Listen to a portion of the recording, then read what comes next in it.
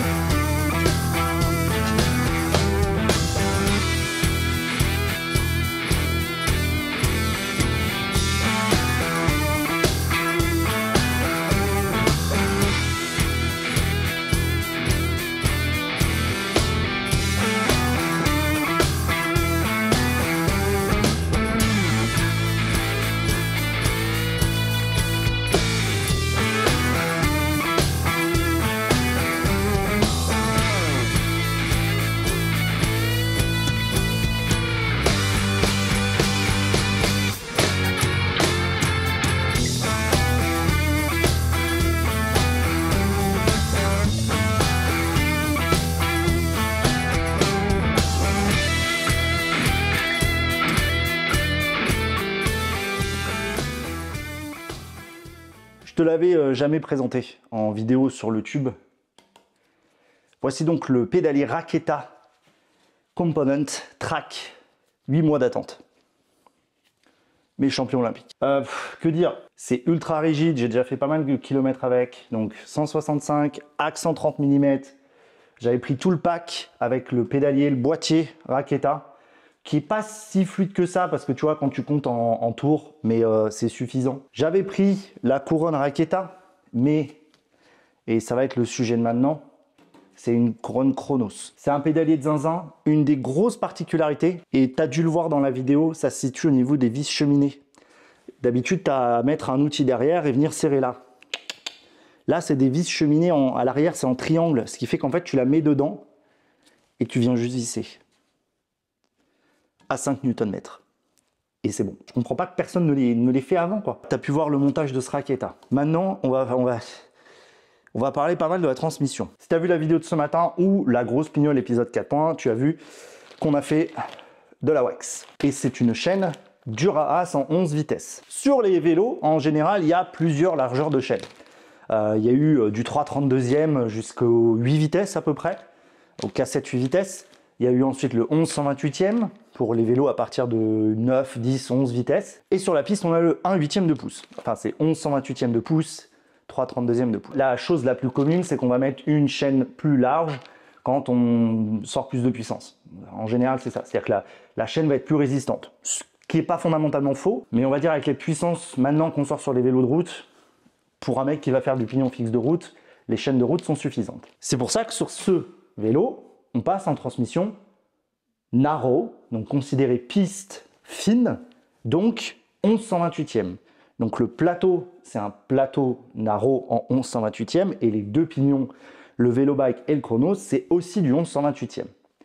Compatible donc avec la chaîne Dura-Ace. Et forcément, la question que tu te poses, c'est quel est l'intérêt? Parce qu'au final, est-ce que ça va être assez solide? Est-ce que les attaches rapides des chaînes route vont suffire, etc. Je te cache pas que, encore une fois, il n'y a pas grand-chose de scientifique là-dedans. C'est beaucoup de choses que j'ai lues sur Internet de spécialistes de la piste, principalement vélo bike, mais aussi certains autres, on va dire, pros de la piste au UK. La piste en Angleterre est quand même un peu plus avancée qu'en France. L'intérêt, c'est que tu réduis à balle les frictions. C'est-à-dire que tu vas réduire la surface de contact au niveau de tes dents de pédalier et de pignon, mais aussi tu réduis, vu que tu réduis la taille de tes rouleaux en largeur, et bien forcément tu as moins de surface de frottement. Donc moins de surface de frottement, moins de frottement en règle générale. Je pense que jusque-là, tu suis la logique de diminuer la quantité de frottement. Ça, pas de souci. D'autant plus avec la wax qui est censée aller encore un pas plus loin. Mais maintenant, la question qu'on se pose, c'est est-ce que c'est assez solide? Quand tu vois que tous les routiers, ils sortent aussi des grosses puissances, et en vrai, sur la fixie de route, on va pas sortir des puissances à plus de 2000 watts, je pense qu'on est quand même tranquille. Mais il y a quand même un petit problème. Oui, parce que en fixe, vu qu'on n'a qu'une vitesse, on a tendance à changer régulièrement de plateau, de pignon, etc. Et forcément, la longueur de la chaîne va aussi être impactée à cause de ça. Et le problème, c'est que les maillons d'attache rapide des chaînes 11 vitesses sont théoriquement à usage unique. Alors autant sur la route, en vrai, je pense que tu peux t'en servir une, deux fois, peut-être 3 fois, on va dire. J'en ai vu certains qui en utilisent 3 fois. Sur un fixe, je ferai vraiment un usage unique. Le problème, c'est que si tu changes régulièrement de ratio, comme c'est souvent mon cas, ça commence à coûter cher, même à 4 € le maillon rapide. Et là, eh ben, c'est les nerds de Vélobike qui sont venus avec un truc complètement fou, ça. Et ça, donc comme je te l'ai dit dans la vidéo de la wax, c'est donc inspiré de ce que fait Izumi. Le petit truc, c'est que c'est qu'un petit écrou. Avec les vibrations, etc., possiblement, ça peut se barrer. Mais Vélobike dit, on conseille de mettre de la Loctite. J'ai pris un stick de Loctite. Et donc là, je vais te montrer comment on va déjà roder à la main la chaîne, parce que là, elle est toute dure. Et ensuite, comment on va retailler la chaîne. C'est un programme et on va installer toute cette geekerie aujourd'hui. La première chose que je veux venir faire, c'est mettre ma roue en position. De base, je veux être en 53-17. De l'autre côté, c'est un 16. Donc quand j'ai inversé la roue, forcément, ça va reculer. Donc il faut que quand je sois sur cette position-là, je sois le plus proche possible de mon tube de sel. Je vais venir reculer un tout petit peu la roue pour qu'elle lèche, que même si je suis à balle, donc là, si je suis bien tendu, j'ai encore un peu de marge. Et là, je viens juste mettre en position. Il n'y a pas besoin de serrer comme un âne. Donc tu vois. Et là, on est sur une bonne base. C'est-à-dire que là, on va pouvoir commencer. L'étape avant de faire quoi que ce soit, ça va être de faire un léger pré-rodage de la chaîne à la main. Tu vois, là, elle est toute dure, hein, la chaîne. On va venir un petit peu la casser à la main, c'est-à-dire venir roder les maillons à la main, histoire qu'ils soient un peu moins rigides. Alors là, on est sur un vélo de piste. Je te cache pas que ça ne gêne pas trop, mais on aime bien faire des petits mouvements comme ça pour un petit peu casser le surplus de wax qui est présent. De toute façon, sur ton vélo, elle va se roder, mais c'est bien de le faire. Là, c'est l'étape importante, parce qu'on va venir retailler la chaîne. Il y a tellement de wax que la chaîne a du mal à rentrer. Donc, je viens enrouler ma chaîne des deux côtés. Alors là, elle est tellement waxée qu'il faut que je fasse gaffe que bien tous les maillons viennent se prendre. Tu vois, regarde là-haut, ils sont pas pris. Et ça, c'est à cause de la wax. Donc là, je regarde. Alors, petite particularité. En général, quand tu coupes une chaîne, tu la coupes sur les maillons fins, des deux côtés. C'est-à-dire, je sais pas si je vais te faire un zoom, la partie fine, pas les maillons les plus larges. Mais là, en fait, vu qu'on met une vis au travers, il faut que je garde d'un côté un maillon fin et de l'autre un maillon épais. Il faut qu'en haut, je sois bien tendu. Et là, je vais venir mesurer. On constate avec bonheur que les planètes se sont alignées. Donc ces deux-là vont aller parfaitement ensemble. Pourquoi ils vont aller parfaitement ensemble? Parce que d'une, la chaîne va se roder. Donc c'est-à-dire, elle va se détendre un petit peu sur les premiers kilomètres. Donc je vais avoir assez de slack. Mon petit dérive chaîne, je viens mettre la chaîne dedans. Et après, bah, dérive chaîne, je te fais pas un schéma. Tu viens tout simplement péter les maillons. Et avec la wax, voilà, je peux te dire que ça ne déconne pas. J'ai fait tomber la chemise et surtout, j'ai été obligé de prendre un autre dérive chaîne avec un axe plus long pour pouvoir l'enlever. Voilà. Parce que sinon, j'allais pincer les... Enfin, ça allait faire de la merde. On a bien nos deux côtés. Alors, comme tu le vois, il faut que je perce ce côté-là. Je vais utiliser mon dérive chaîne parce que le trou est comblé par de la wax. Et ça, c'est con. Je vais venir réinstaller ma chaîne dans le bon sens. Toc. Donc là, elle commence un petit peu à se faire. Tu vois, elle commence à mieux se mettre. Toc. Hop. Et là, on commence à être pas mal. Alors, il y a quand même un petit truc. C'est au niveau de cette vis. Alors, cette vis, il faut, comme je te l'ai dit, mettre du Loctite. Alors, le Loctite que j'ai, et c'est volontaire que j'ai pris ça, c'est du Loctite en stick. Et c'est pratique parce que quand tu as un pas de vis à faire, eh ben, c'est plutôt bien. C'est des dimensions un peu particulières. Et il se trouve que chez Izumi, donc la Super Toughness dont je t'ai parlé, c'est la même chose.